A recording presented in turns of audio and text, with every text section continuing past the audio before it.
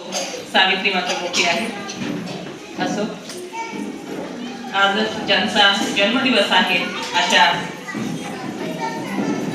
आमची सर्वांची माय, जिने आम्हाला उभं केलं, जिच्यामुळे आम्हाला ज्ञानाची द्वार खुली झाली, त्या शिक्षणाची गंगोत्री असणाऱ्या माता सावित्री हिला कोटी कोटी प्रणाम.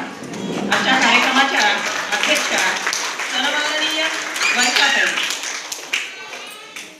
या शाळेचा संपूर्ण स्टाफ, तसेच समोर बसलेल्या जिजाऊ सावित्रीच्या लेखी आणि माझे बाल मित्र मैत्रिणी.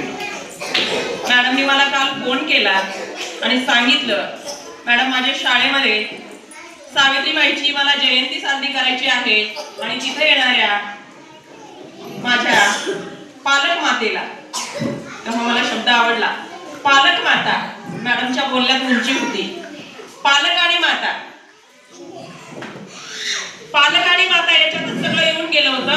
आम्हाला आतापर्यंत पालकच कुणी म्हटलं नव्हतं. वाईट या गोष्टीचं वाटतं, आम्हाला आतापर्यंत पालकच कुणी म्हटलं नव्हतं. आमचा पालक फक्त आमचा बाप असायचा. आम्हाला नेहमी दुय्यम दर्जाचं स्थान दिलं जायचं.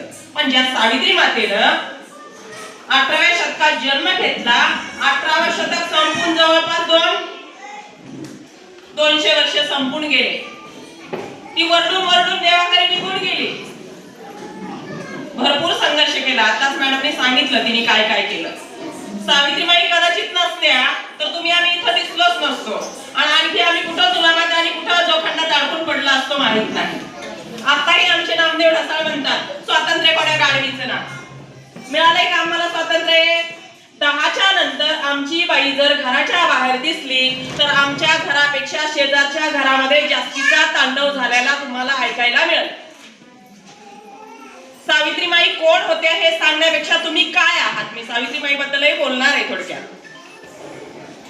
वास्तववादी दृष्टिकोनातून आपण विचार केला तर आपल्याला स्वातंत्र्य मिळालंय काय?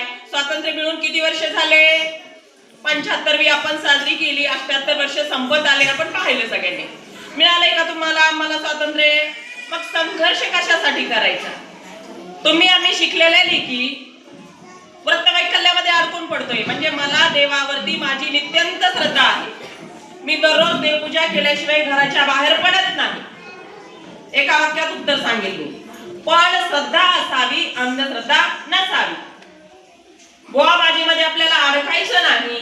जेव्हा मुलाच्या शिक्षणाची वेळ असेल तेव्हा आपण पोथी पाठ पूजा करायची की नाही हा प्रश्न आहे. मिळालेल्या वेळेमध्ये देवाला